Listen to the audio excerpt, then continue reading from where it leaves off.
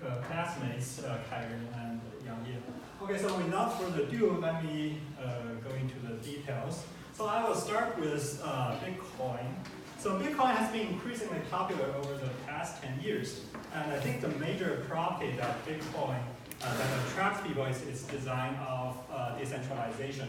So this reliability of Bitcoin comes from the majority of the society instead of centralized institutions such as banks or governments. So people are excited about this because this is, I think, the first time in history that they can exchange value conveniently, so without trusted third party. And this also makes their transaction much safer. Okay? So also, like the other property here, so it's the same as other ledger systems, is that the transactions of Bitcoin network also have to be irreversible, so that, let's say, everyone can have like a really good night's sleep after receiving their salaries. Okay, so at a high level, the Bitcoin ledger system contains of these blocks of transactions, and each block points to the previous one, so we get a chain structure. And in principle, everyone, so we call this blockchain, okay, so I think everyone knows about this, and everyone in the network can prepare and propose a block, a new block like this, to append to the end of the chain, so that to grow this chain. But in principle, like only one block will be recognized as a new block for other ones to join. Okay, so we really need a mechanism to figure out which one to choose, right? So here, like the inventor of Bitcoin, so Nakamoto, he comes up with this very simple but effective way to break the ties. So that is, so every proposal has to work on a really hard computational puzzle. And this puzzle is so hard that everyone has to spend a long time to get it solved. Okay, so no matter how smart they are, so they really need to have like a long time to get it solved. And somebody might be more lucky, might be luckier, so he might come up with a solution faster. So Nakamoto simply says that, okay, so whoever solves the puzzle has a priority to attach the block to the end of the chain, and others will follow this block. Okay, so this tie-breaking rule is also known as proof of work because every participant has to work really hard to get the puzzle solved and seize their priority. Okay, so this design of Bitcoin is really simple and clever. However, it really also inherently suffers some fundamental problems. So one of these issues is that so this one is also significantly limits Bitcoin from its wider applications is its low performance. So in this Bitcoin network, only about 7 to 14 transactions can be processed per second. So this is globally. So in other words, so every second it can only support like single-digit number of transactions for every city, every country in the world. Okay. So apparently we cannot use Bitcoin to buy coffee. Bitcoin to buy coffee because let's say during my past just the past slide, maybe like 2 minutes, I'm pretty sure that over like hundreds of cups of coffee has been sold in Starbucks. So to support small daily transactions, so centralized payment systems such as Visa, so they need to achieve roughly 4,000 transactions per second, and at the peak time maybe like even more than 10,000 transactions per second. So in comparison, Bitcoin really has a long way to go. And also like there are some simple and direct solutions to try to solve this problem of throughput, and we call them reparameterization. So the idea is simple, so they just say increase the block size so that like more transactions can be included in each block, or in another try they can like decrease the block generation interval so that like more blocks can be generated. Okay, and these methods like they are able to increase the throughput by a little bit, but however they soon hit the network transmission bottleneck, like before reaching our goal, let's say thousands of transactions per second. Okay, so this is one of the problems of the efficiency problem. And the other problem of Bitcoin, the proof of work scheme, is ambiguity. So if two nodes, they solve the puzzle almost simultaneously, so then the network, because of the network transmission, so these two blocks will arrive like each other node in the network. So this order will be unpredictable. So in other words, like other nodes in the network, they are not able to tell like who solved the puzzle first. So temporarily, in this case, which also like happens quite often, so they have to keep both blocks temporarily. Okay, so this will result a fork. And this fork means ambiguity. So the transactions in both blocks, they are possible to be finalized, but we are not sure which one will be the final one at this moment. So ambiguity is really a disaster when it is related to wealth, okay? Because I'm pretty sure most people here, I'm pretty sure you will not be able to have a good night's sleep if you are told that, well, you have $100 million, but maybe it's in your account, but maybe it will be gone tomorrow just for no reason. Okay, so possibly I also need to emphasize that this ambiguity issue will be even exaggerated by this reparametrization, because the larger block size or the smaller block interval will challenge the network capacity and result in more faults. Okay, so this is the ambiguity issue. And so the last one, but not least, so Bitcoin and its proof of work scheme also inherently consumes a great amount of computational power. So this is also supported by natural energy such as electricity. So research shows that by the end of this year, so let's say 2018, so more than 0.3% of the global electricity will be consumed by the Bitcoin network. Okay, so this will make it comparable to countries such as Ireland and Austria. So this is really inefficient, because if you do the calculation, you will see that almost every transaction in Bitcoin will cost at least 300 kilowatt-hour electricity. So this is really, really expensive. Okay, so also for Bitcoin, I would like to spend another slide to briefly talk about how they deal with forks in blockchain, and this is, I think, very important also for the rest of this talk. So in Bitcoin, so the protocol simply says that every node will propose new blocks to the longest chain. For example, here, so block 5 will be, so the new block will be appended to block 5 instead of block 4 prime, because this is the longest branch. Also, there are some other similar protocols proposed, such as Ghost. So it says that instead of the longest chain, we choose the heaviest subtree. So in these both solutions, one has to wait quite a few blocks intervals so that everyone in the network will converge to the same branch. Okay, so this makes the confirmation time of Bitcoin really long. So usually 1 hour or more. Just think of if you buy a coffee, you need to wait 1 hour or 2 hours just for the confirmation. So that is not a really possible solution. So recently, another type of solution was proposed. So that is saying, instead of choosing one branch and eliminating others, so we simply acknowledge all forks. So in this way, all blocks are just preserved, and it forms, instead of a chain, it forms a directed-acyclic-graph. So we call it a DApp, or say a block DApp. So in this works, so the network needs to decide the total order of the transactions based on the block DApp. So because they accept the simultaneous block proposals, they may admit a higher throughput, but this method also need to wait a long time for confirmation for the total order to be stabilized. So this also leads to a long confirmation time. Okay. So these are so much for the introduction to the Bitcoin, and on the other side, I need to briefly talk about a different consensus scheme, which is different from the proof of work. It is called the Byzantine fault-tolerant consensus algorithms. So in this setup, so there are n nodes in the network, and we assume a 2/3 majority of the honest nodes, or the correct nodes. So that means these nodes will follow whatever protocol we predefined. So these other nodes are malicious. So here you can see maybe you just can tell which are the bad guys. But really in the real network, so they will pretend to be good guys. Okay, so now each node will propose a value. Let's say here they will propose some values. And the BFT, the Byzantine fault-tolerant consensus algorithm, will guarantee the so-called agreement property. So that is, all honest nodes will commit to the same value. Okay, so this is the agreement property. So where you may easily observe that this single property will be trivial, because everyone can just commit to the same value, whatever they proposed.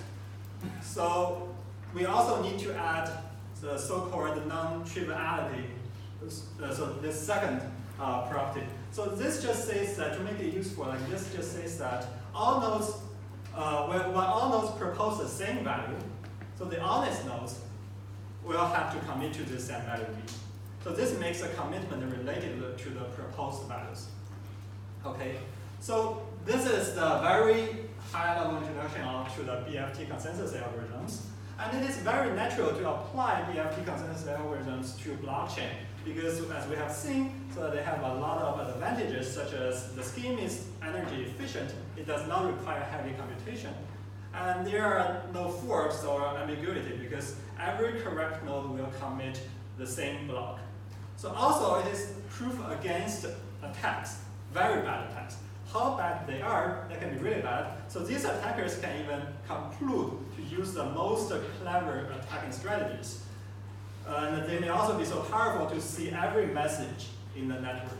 Okay. However, we do assume that these attackers are computationally bounded. So that means they cannot break the state-of-the-art crypto systems. I think this is also quite a reasonable assumption to make because our modern financial systems also assume that these powerful crypto systems. Okay, so however, despite this good practice, so the major problem of BFT consensus algorithms is that they are not scalable. So even the previous so-called practical Byzantine fault tolerant, or say PBFT algorithm, so when it was proposed, it was only tested for about 4 to 12 nodes. So later, some improvements make it work for like several tens of nodes, but it is still far from being useful for the decentralized network of, let's say, several thousand of nodes or even more. Okay, so to make this BFT algorithms work for blockchain, people have come up with the idea so-called committee-based BFT protocols. So this idea is just to subsample a small committee here, with subsample small committee and run the BFT consensus algorithm among these committee members instead of the whole network of tens of thousands nodes. So using mathematical concentration theorems, one can show that if the majority of the network nodes are honest, then we can very confidently assert that this committee is also good. So in other words, the majority of these committee members are also honest with very, very high probability.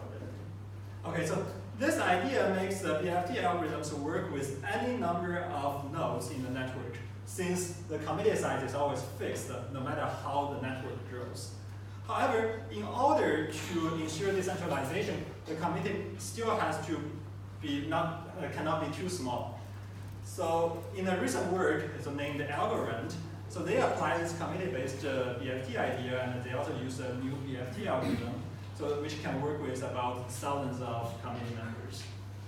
Okay, and so much for the previous works, and now I would like to introduce our system called Turing. So this is our solution, a reinvented crypto system. So it applies the committee-based BFT idea with a new BFT consensus algorithm and a new so-called workload sharding framework, so to achieve security, scalability, and performance. Okay. So in particular, we provide these 3 technical components. Okay. So first, so we propose this Tempo algorithm. So it is a new BFT consensus algorithm. So that is specialized design for blockchain. So our Tempo algorithm can work with about 600 to even more than 1,000 nodes with about 300 to 400 transactions per second, and quickly confirms in about 7 to 11 seconds. So this achieves efficiency and decentralization. And second, we provide a workload sharding framework. Okay, so this allows us to scale out the throughput with the number of nodes. So in this network with let's say 9,600 nodes, so we can split it into like 16 shards, and each shard is like with about 600 nodes. So the overall throughput becomes a single shard throughput multiplied by the number of shards, which is about 4,000 transactions per second. Okay, and third, we propose a specialized directed-acyclic-graph DApps structure to facilitate this cross-sharded access, and we call it Polychain. So it naturally works with the sharding framework and supports the unique global total order Turing complete smart contracts. Okay, so overall, we combine these three technical parts, and we get Turing, a secure, scalable, and efficient distributed ledger system. Okay, so before talking, we will be soon comparing our Turing system with the other state-of-the-art blockchain systems. But now let me spend one more slide to briefly talk about sharding. So sharding is a well-known technique in database. So the idea over there is to split the whole database into smaller shards for storage. Okay. So we are not the first to apply sharding to blockchain. So before us, there are several notable works such as Elastico and Omni Ledger. They tried this method before. But in their solution, so it is costly to deal with cross-shard transactions. And also because they did not have an efficient BFT algorithm to use within each shard, so the shard sizes are small, and therefore they cannot be fully decentralized. Okay, so in contrast, our workload sharding framework uses a different sharding idea where the ledger is not split. We only split the workload, so it means the transactions. And as we will later see, so this will be a simple, novel, but effective solution. Okay, so now I will collectively compare our Turing system with other state-of-the-art works. So here we include the most prominent works such as Algorand, Thunder, Conflux. So we also include the previous two sharding works, sharding projects, Elastico and Omni Ledger. So these first four columns are mostly like the design features of the systems. So I would like to make a particular emphasis on this fourth column. So it's a committee, or say the shard size. So our shard can be also viewed as a committee. Okay? So here we can see that in the previous sharding project, so these two, they only work with like no more than 100 nodes per shard, and this does not fully achieve decentralization goal. Okay, so these last three columns, so they are the key performance matrices of these systems. So as we can see that because our shard is relatively large, so when the attacks present, so this failure probability of our Turing system is really, really small. So to give you a sense, so what does this 10 to the negative 14th power mean? So if we change the shard configuration 3 times a day, so our failure probability indicates that our Turing system will fail once about 10 to the 10th year, so that's 10 billion years. Okay, so in comparison, the failure probability of, I think the failure probability of Algorand is also quite acceptable, but all the others, so they are significantly much bigger, so these ones. So for example, this 10 to the negative 3 failure probability roughly means that you will see it fail once every year. So I don't think this is acceptable when the system is responsible for, like, say, thousands of millions of dollars. So I would also like to note that because all of these parameters are found in the academic papers of these corresponding projects, so Thunder has not reviewed their evaluation details online, so we can only provide an estimation, and sometimes we just put an unknown. Okay, so this is for failure probability. And to take a look at throughput, so it is measured in a network with about 10,000 nodes. So the performance of our Turing system also tops in the comparison and is comparable to centralized systems such as Visa. Okay, so we are mostly proud about our confirmation time. So this is about 10 seconds or less. So this makes the system efficient enough to be used in small amount of daily transactions. So indeed, we could also add like a few optimization tricks to Turing, and the preliminary results shows that the confirmation time can be further brought down to about less than 5 seconds and with even higher throughput. Okay, so this is the comparison. So any questions? So if everybody's okay, I will jump into the technical parts about our Turing system. And as I mentioned before, so I will describe them into our 3 contributions. That's the workload sharding framework, the Polychain data structure, and the Tempo consensus algorithm. Okay, so I will start with the workload sharding framework. So I will first define the transaction format. So it is very simple, right? So every transaction is related to three fields. So the transaction, so the sender ID, the receiver ID, and the amount that the sender would like to send. So for example, here you will see like a few exemplary transactions here. And suppose we have k shards. So we will then divide all these transactions into k parts, one for each shard. So this partition rule, I explicitly write it here.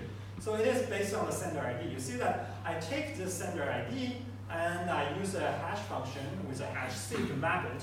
And finally, I take the modulo k because I want to assign to one of the k shards. So you see, this is just like a pseudo-random assignment. Okay, so for example here, so these first two transactions, so they are originated from the same sender, so sender A. So they will be assigned to the same shard, let's say shard 1.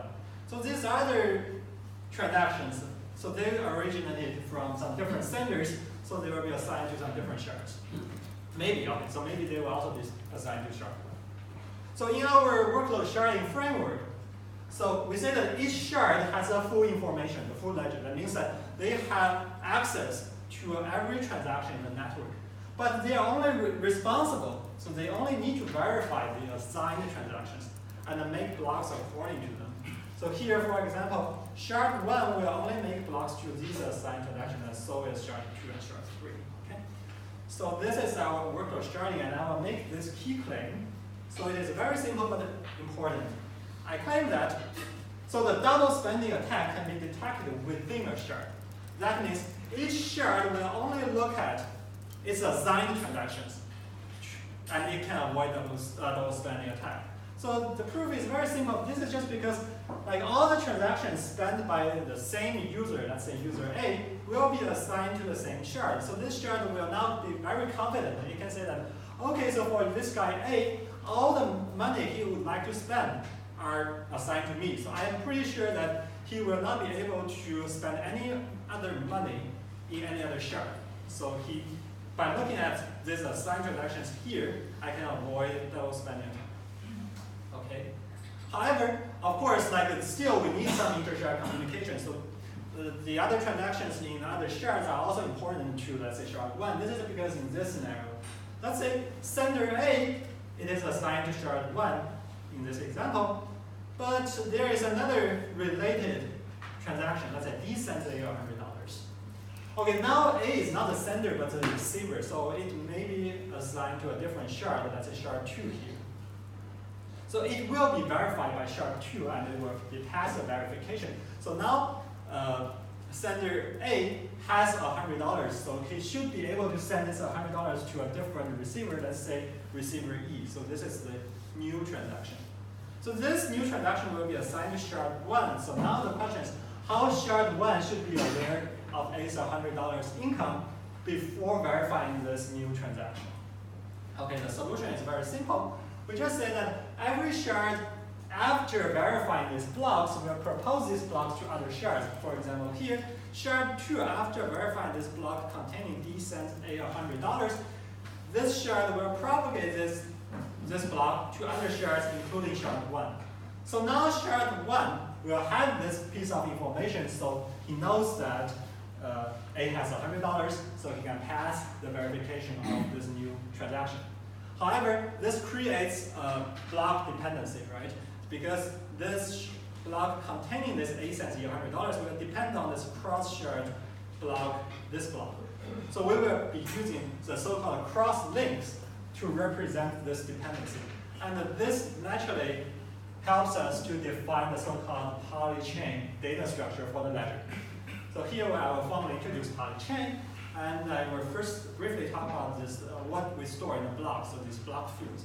Some are very simple natural, for example, block header containing some, let's say, view numbers and sequence numbers and timestamps, and also certificate. So this certificate just means that it's a certificate that this block has been verified by the vast majority of the shards, so that every other shard can just use it and acknowledge it.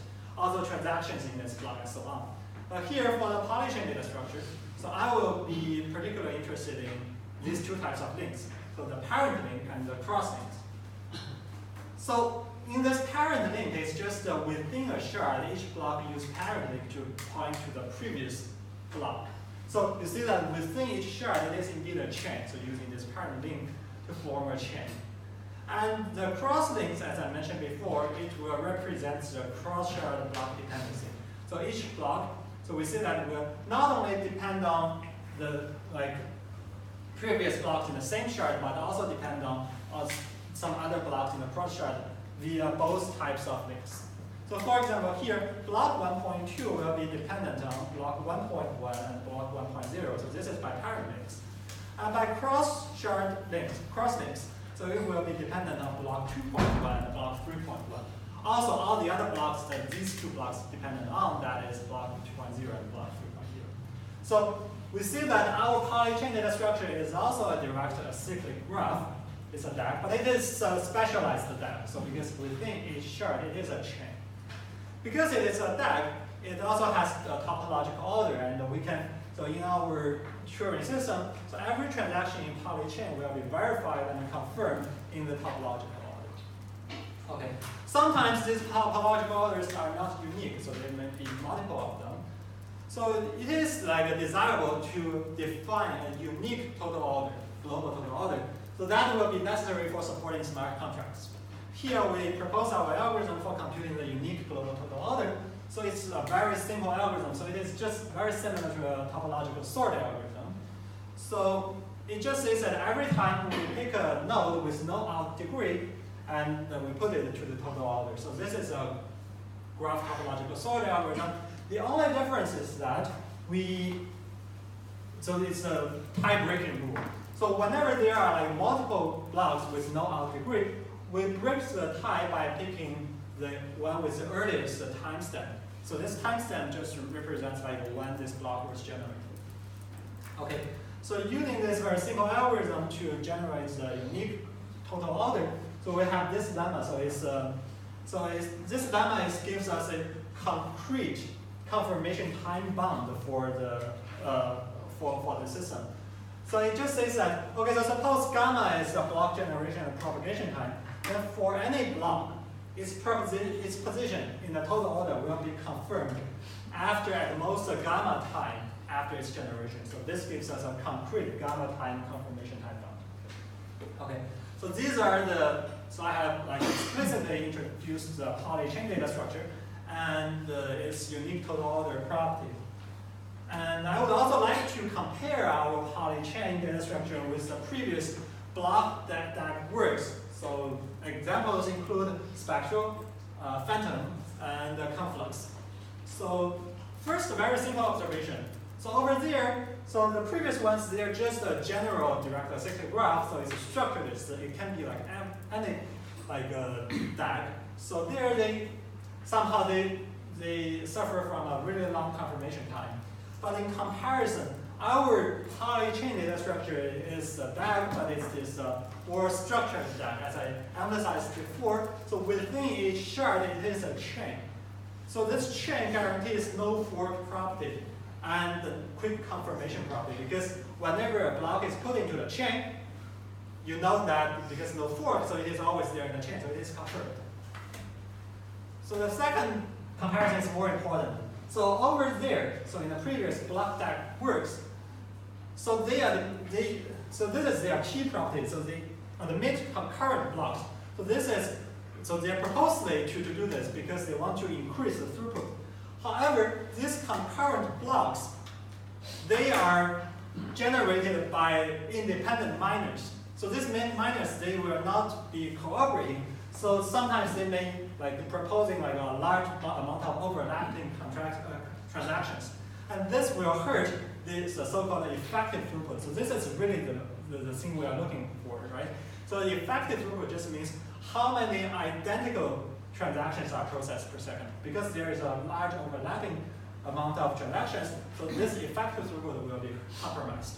So in comparison, in our work, because our concurrent blocks are generated by different shards, and all these shards are assigned by disjoint transactions. So naturally, so we do not have this overlapping transaction issue. So this is thanks to our workload sharding framework.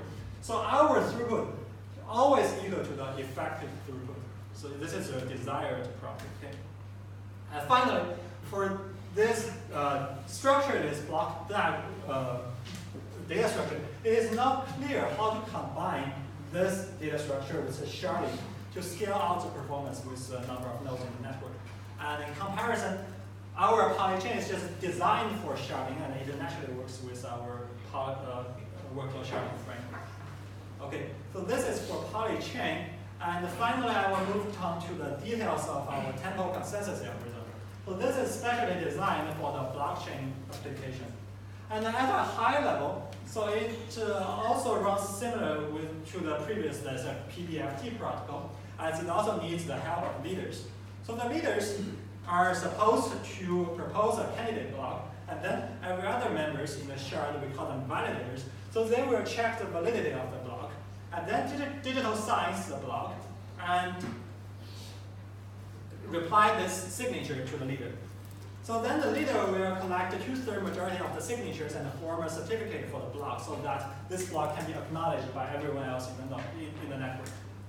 So besides some implementation contributions, so our Tempo protocol employs two key ideas. So the first idea is that we use an extremely efficient common mode to generate and validate blocks. So when the leaders are correct, okay, so the common node only requires a single run of message exchanges. That is, the leaders propose a block, the validators say okay, and then we're done. So this is much more efficient than PBFT's 3-phase all-to-all message broadcasts. So when the leaders are malicious, of course, so the common node might get stuck. Now a view change process is triggered to resume the liveness. So the view change process might take more time. So in order to reduce the expense of the view change, so we employ our second idea. So here we use a leader group. So we call it the leader committee. So instead of single leader, so we use this to reduce the probability that the leaders fail. So if one does the math, you can see that the total cost to generate a block equals to the common node cost plus the view change cost times the probability that the leader fails divided by the probability that the leader is correct. So now you see that if we have a very significantly small failure probability for the leader, so we can reduce a lot the impact of this heavier view change cost. Okay, so these are the brief introduction of our two key ideas. So I will first try to describe, so there is a common mode and the view change mode. So I will first to describe our common mode. So as I mentioned before, first the leader committee will propose a block. And then the validators, upon receiving these proposals, will verify the proposed blocks according to some specific checks. So I will soon get into these checks in the next slide. Okay, so then if these checks are okay, this validators digital sign the block and send this approval message back to the leader. And when the leader committee receives more than 2/3 majority of the approval messages, so they will collect the signatures and form a certificate and send this certificate to everyone else in the network. Okay? And here we see that and finally everyone sees this certificate will acknowledge this block and append it to their local ledger. So here we see that there are 3 phases of message exchange.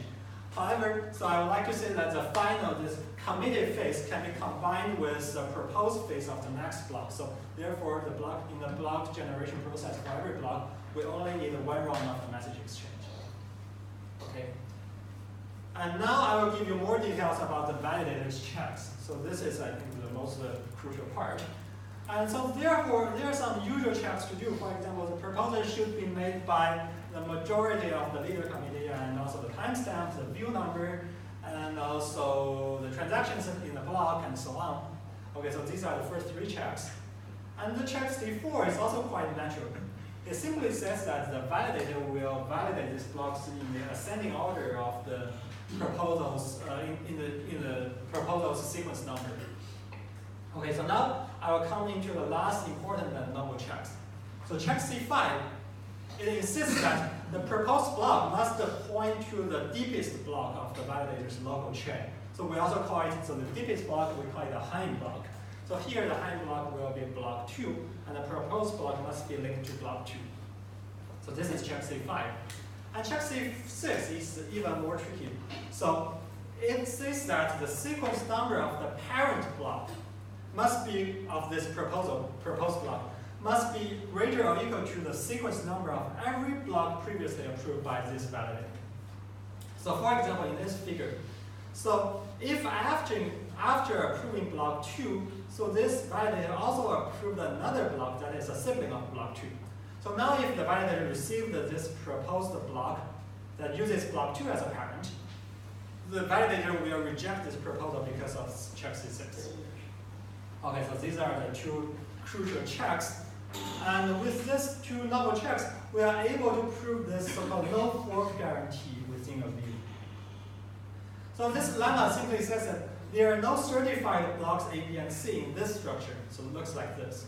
So that is, B and C are generated from the same view. A and B, they are siblings, and B is validated. B is generated like later than A, and finally A is C's parent.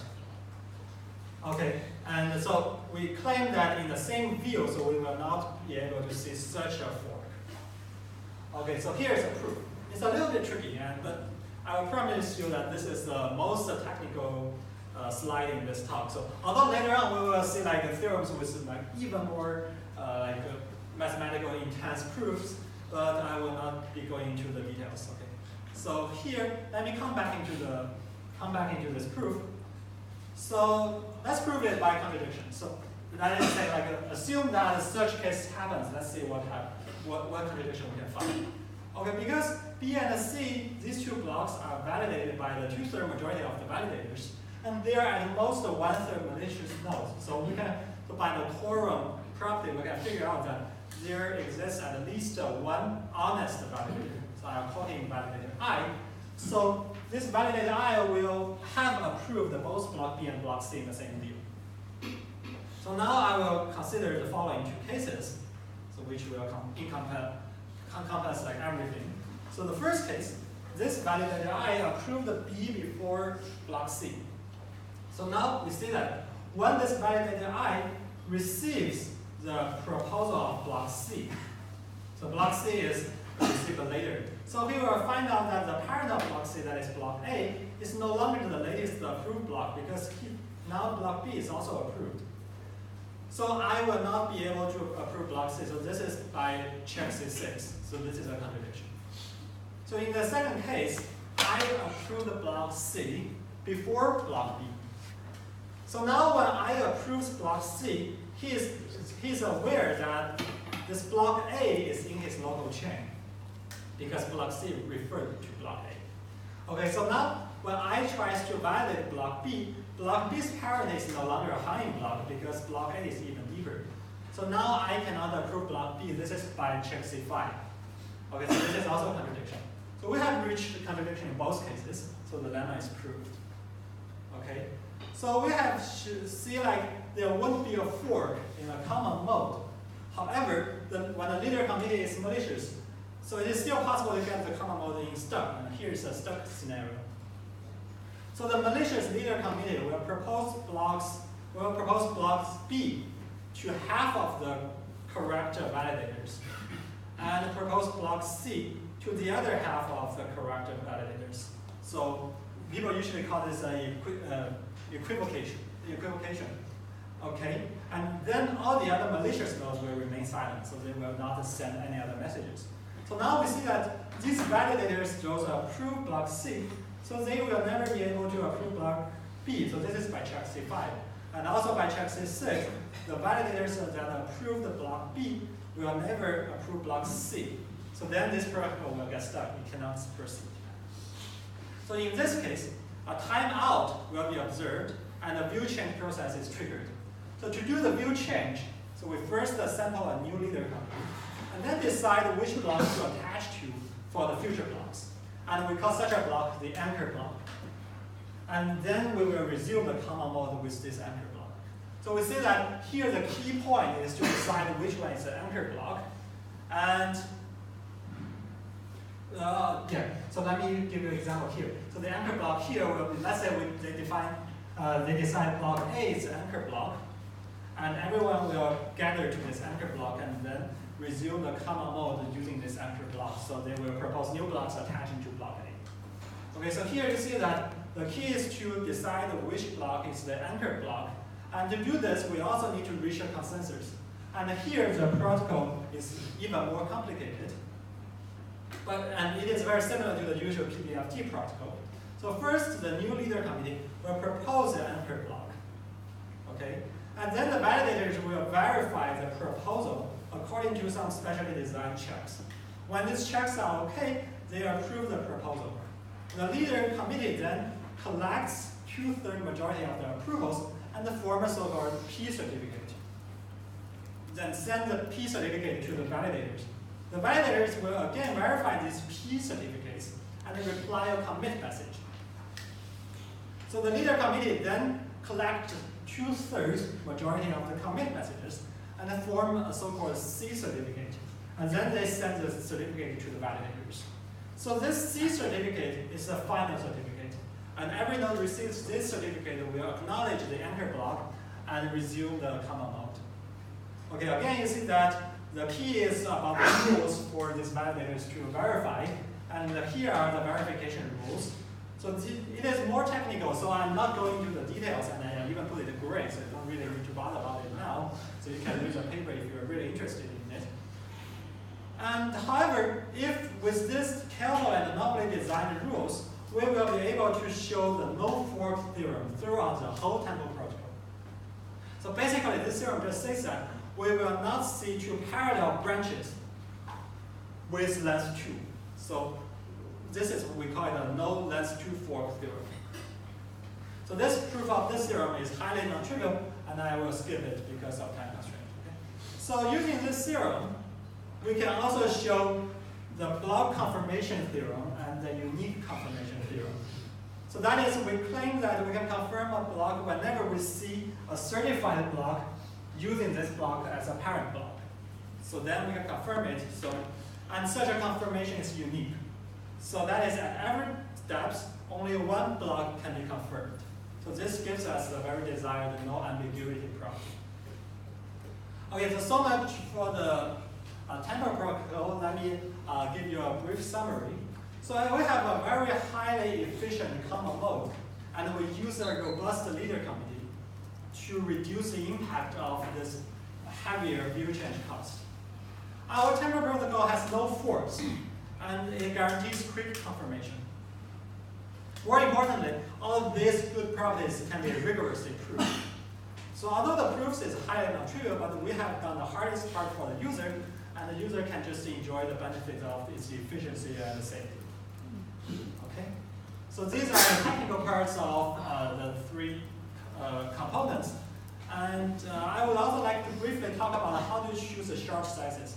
So this is related to the security of the Tempo protocol, to the Turing protocol. So we pick our shard members by random. So we only need to pick one parameter, that is how many members are there in the shard. So we use Zhou to denote the fraction of the malicious node in the network. We also give it a name, we call it the attack part. So we let n to be the number of nodes in the shard, and let m to be the number of malicious nodes in the whole network. Let m to be the number of nodes in the whole network, and let f to be the number of malicious nodes in the whole network. Okay, so now for each fixed shard, at a given time, the probability that this shard fails is just the probability that there are more than 1/3 of the malicious nodes are selected in this shard. So it can be calculated using the cumulative mass of the hypergeometric distribution. So I write the expression over there. And now by a union bound, the probability that there exists a shard that fails at any given time can be bounded by the failure probability of a single shard, a particular shard, times the number of shards, that is m over n. So the number of total nodes divided by the shard size. So using these formulas, we can upper bound the failure probability of our Turing system for a few different attack powers and shard sizes. So I listed in this table. So we can see that if the attack power is 20%, so this is also the usual setting in most academic, prominent academic papers. So then if we set the shard size to be 600, we see that the failure probability will be roughly at the order of 10 to the negative 14. So this is very secure.